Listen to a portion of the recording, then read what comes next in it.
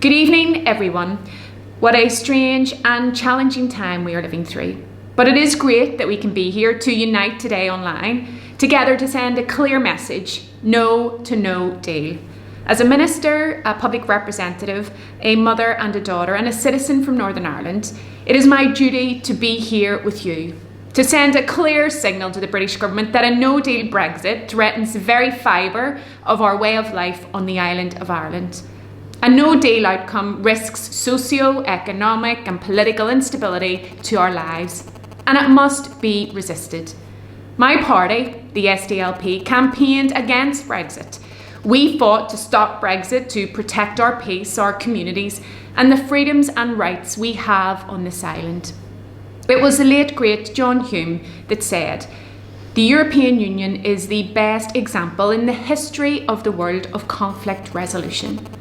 Coming from a society plagued with a divided past, Northern Ireland owes so much to the EU: cooperation, collaboration, partnership and peace.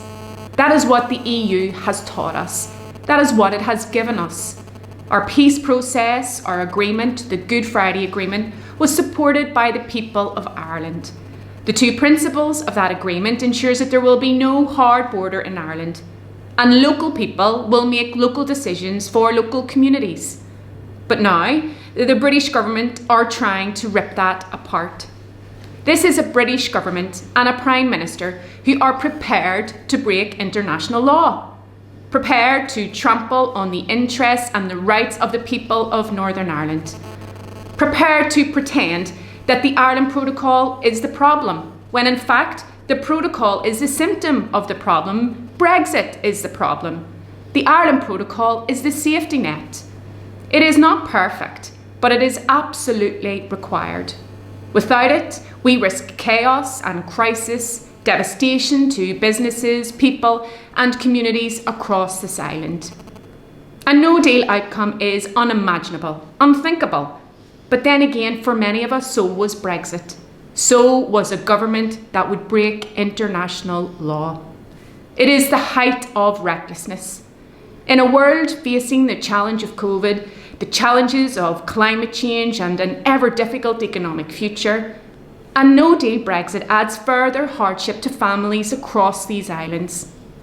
It is shameful that any government could or would countenance such an outcome. In my own government, the Northern Ireland Executive, I proposed an extension to the transition period. If it's time the Tories need to get a deal, then they should take the time. They should get it right.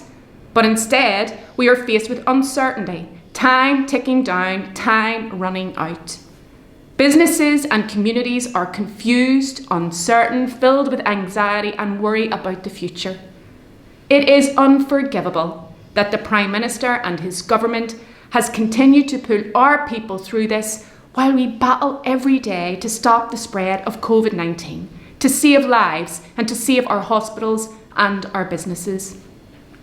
The test of any government is if they can pull together and rise to the challenges posed by a crisis.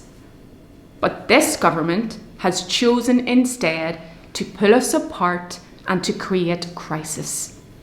4 years have passed, and whether the government like it or not, they have committed to implement the Ireland Protocol. It is the law, and this government is obliged to implement it. In fact, in his own words, the British Prime Minister only a year ago said, "I believe that these arrangements are in the interests of Northern Ireland and the UK as a whole. It is a great deal for our whole country." Yet now, he seeks to play a dangerous game. But we will not be pawns in his game. It is our lives, our livelihoods, our communities, families, our economy, and our futures that he is putting at risk. How can anyone trust the word of the Prime Minister when he does a deal not even 1 year ago and now he seeks to undo it? The Internal Market Bill also represents a power grab. It seeks to strip devolved powers from devolved ministers. It proves that this government simply isn't interested in our rights, our place, our future. They continue to ignore our will at every turn. The British government pretend they want to protect the Good Friday Agreement, but really, they want their Brexit, any Brexit, at any cost. That is why we are here. That is why we say no. No to borders. No to economic chaos. No to crisis. No to a power grab. And no to a no-deal Brexit. I started with the words of John Hume, and I think of them again. He said, "The Good Friday Agreement now opens a new future for all the people of Ireland. A future built on respect for diversity and political difference.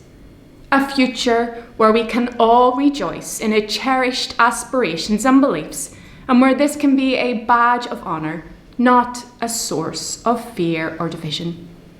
The agreement represents an accommodation that diminishes the self-respect of no political tradition, no group, no individual.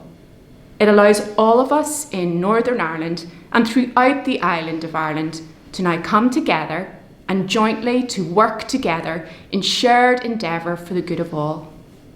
So let us send the message that we must continue to fight for what is right, to protect our place, the Good Friday Agreement, our peace process, our freedoms, our rights, and the futures of this generation and the next.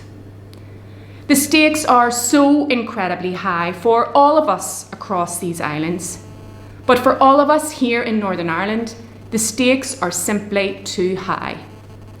The government must respect devolution. The government must respect the Ireland Protocol. The government must respect the Good Friday Agreement and secure a deal.